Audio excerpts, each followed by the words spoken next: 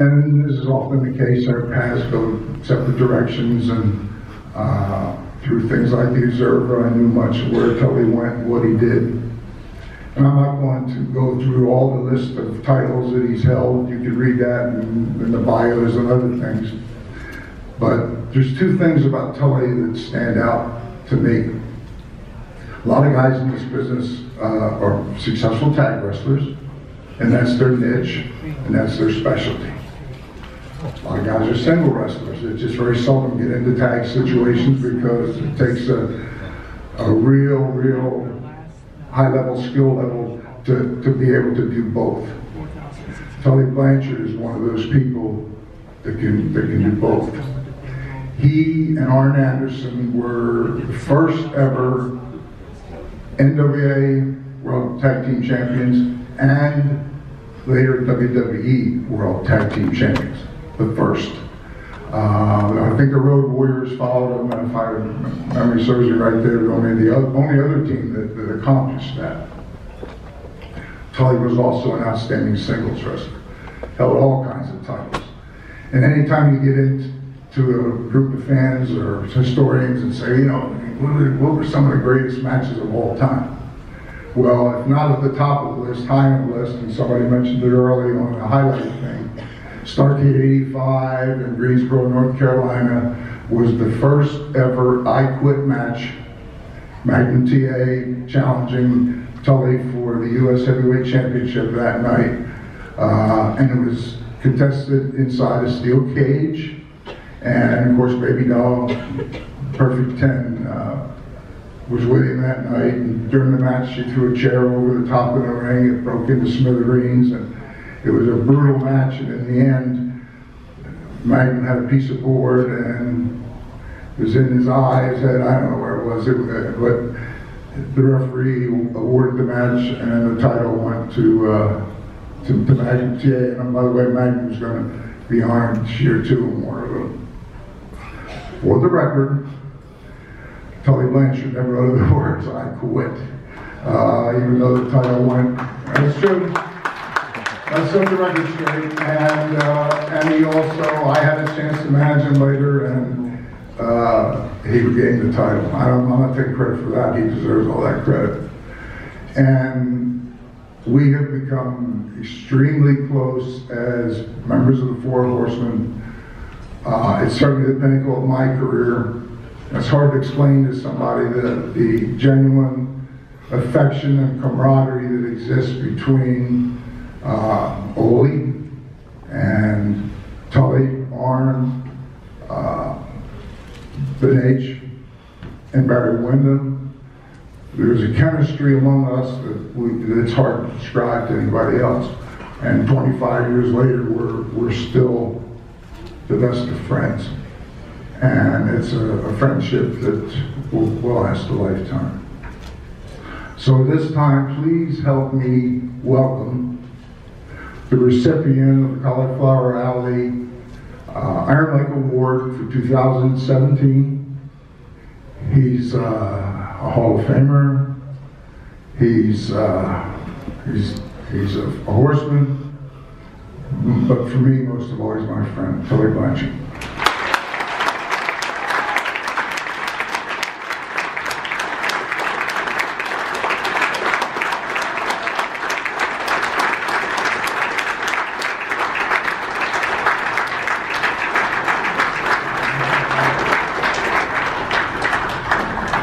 Oh, golly. 5 minutes to 9. Oh, you're chuckling. I used to be long-winded. The last time I stood in front of a group of people to talk about anything was in a prison someplace, and they were all dressed in the same outfit, and they didn't want to be there. Some of you guys don't want to be here right now because it's been a long evening. Great food, great fellowship. I will be concise. I've only got 4 pages. Not really. But when I got the phone call that I was going to receive the Iron Mike Award at the Cauliflower Alley Club, my mind immediately shot back to when I was 10 years old. And Iron Mike was in my kitchen, talking to my dad. That was just amazing that this guy that was in a movie with John Wayne was in my kitchen. And then as you get older and you learn, and the people that I got to meet and poured into my life, the Red Bastines, the Nick Bockwinkel's, but even more, Luthez. 37-year world champion used to stay at my house and teach me over breakfast as he cooked, over dinner as he made meatloaf and stuck cloves of garlic in it. And I listened, and I listened, and I listened, and I listened. Because I'm not the biggest guy, and as Jim alluded to, I had to be better than most because I was a promoter's kid. And promoter's kids didn't actually get good treatment all the time. And I worked, and I worked. And my dad quickly told me one thing.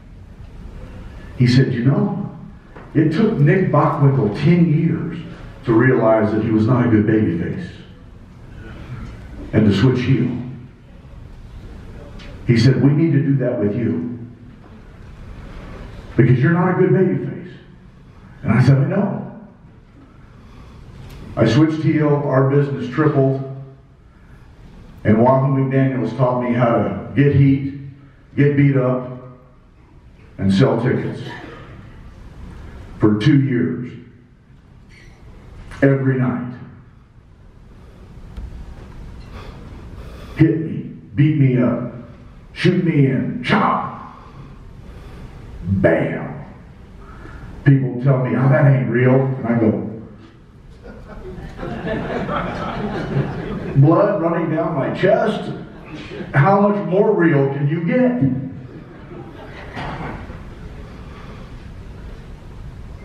And then the next season of my life was wrestling Buddy Roberts, who was wrestling as Dale Valentine because John had come to work for my dad,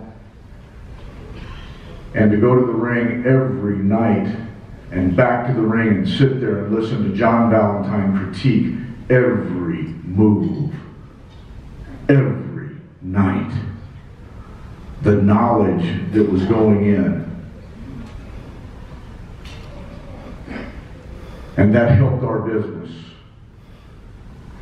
But I would be remiss if I did not say to you what I consider the most important thing to feed the knowledge and my ultimate success in this business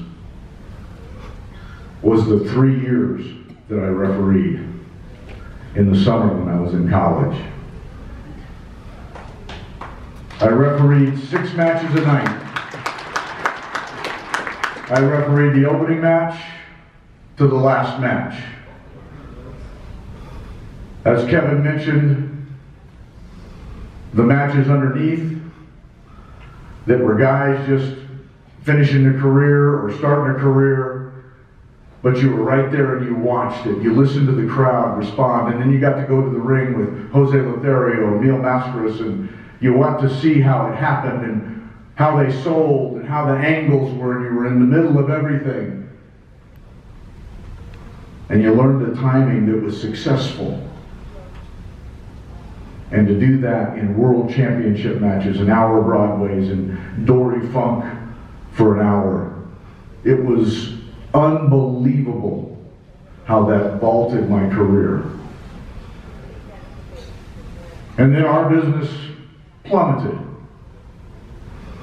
Things happen. I went to North Carolina. North Carolina was down at that time in 1984. Wahoo McDaniel switched heel. That makes sense. But it worked. The first sellout we had in 1984 in the Greensboro Coliseum was Wahoo McDaniels and myself against Blackjack Mulligan and Ric Flair. And that started Dusty Rhodes' reign in that territory. And it was nothing, you couldn't, it was like run free horses after that. The people had got back, the people got excited about wrestling. And things were just unbelievable. Every night, all over the country, you were in a sellout. I cannot remember when it wasn't a sellout someplace, from the West Coast to the East Coast.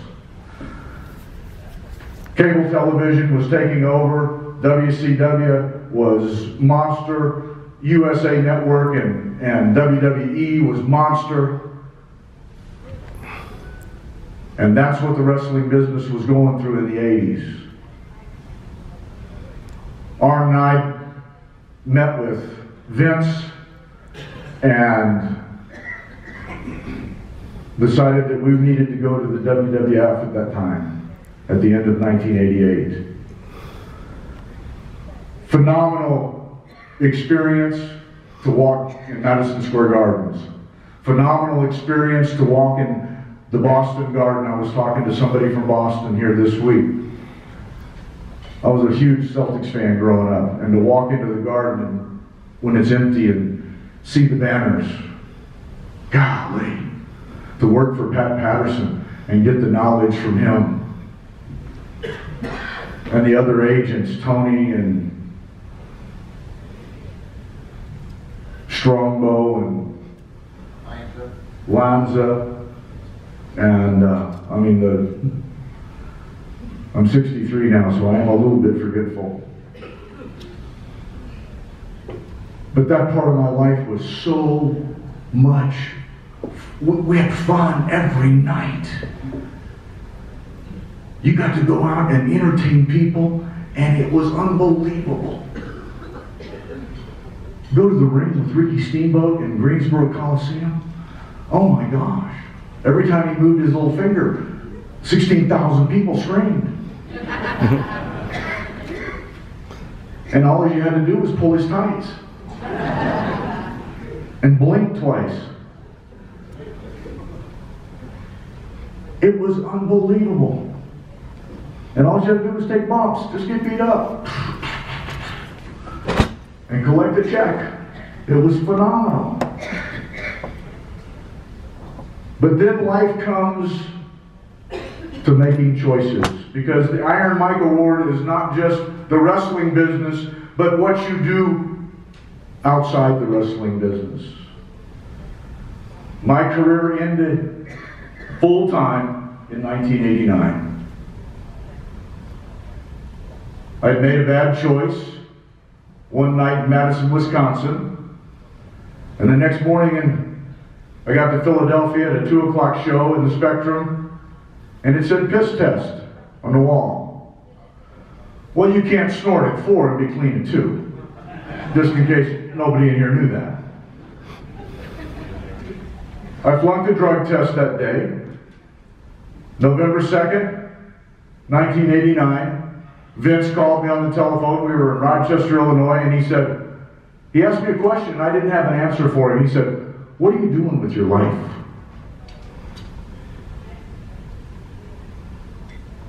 And I couldn't answer him. I just kind of made some noise.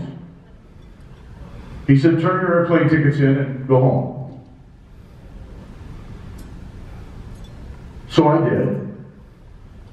I negotiated a deal with WCW. Arn and I had a $750,000 contract set. I thought that was good. And they didn't have a drug policy, so I really thought I was good.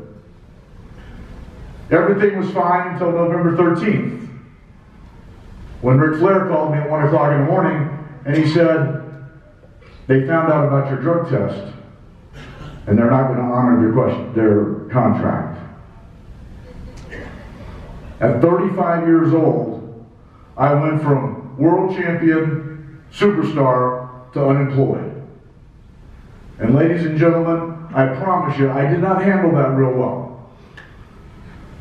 A lot of times you might cuss, throw stuff, whatever. I was so mad, I couldn't move. I laid in my bed, and I was paralyzed, except my brain was going at light speed. And at 4:03 in the morning, I said 5 words that changed everything in my life. I said, Jesus, take over my life. And it was the first time I'd ever used the name Jesus when I wasn't cussing somebody. I wasn't raised in church. That was not the way we did that stuff. I always thought church was for weak-minded people that needed a crutch. Not us, especially the people in this business, because we manipulate people. When you walk out of the dressing room and you go in front of an audience of 18,000 people and you get them to do what you want them to do when you want it done, how can anything be any greater than you? And to think an impossible and invisible God were actually possible. But instantaneously, when I said those 5 words, there was a calmness that came over me. I have been telling people that story for 27 years. That there is a second chance. Just because you're sitting in a prison yard, there is a second chance if you start walking a different path. It is not logical at 35 years old for me, where I was in this business, to just be gone.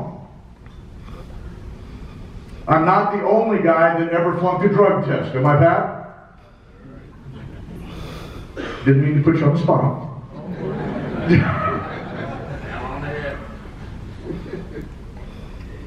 They all went back to work. They all sold tickets.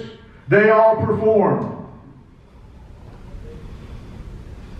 But every time I tried to get back in this business, the door got slammed in my face. I never understood that for many years. I lost all the money that I'd saved. It was insanity.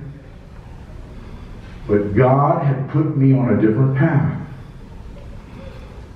And at 63 years old, I'm quite happy with that. I missed all the Monday night insanity on live television that would make my autograph fee a lot more than it is now. But the people's lives that I've been able to go talk to, and the prisons across this country, are well worth it. And today, that's what I have done with the rest of my life. And I continue to do that. To tell people that you don't have to live on drugs and alcohol. You don't have to cover the pain. You can get relief. And you can walk a different path. And people respond to that. And I am thankful. I am very thankful to be able to come up and tell you that story. I'm very thankful for the Cauliflower Alley Club, because in 1961, Nick Bachman lived across the alley in a duplex across from my family. I'm very thankful that I saw Nick Kozak, who used to take me surfing when I was in high school. Reggie Parks, the guys that I used to referee their matches when I was in college. The Terry and Dory Funk, who recruited me to go to West Texas State after SMU.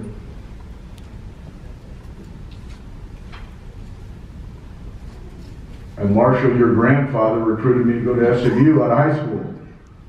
You didn't know that, I bet.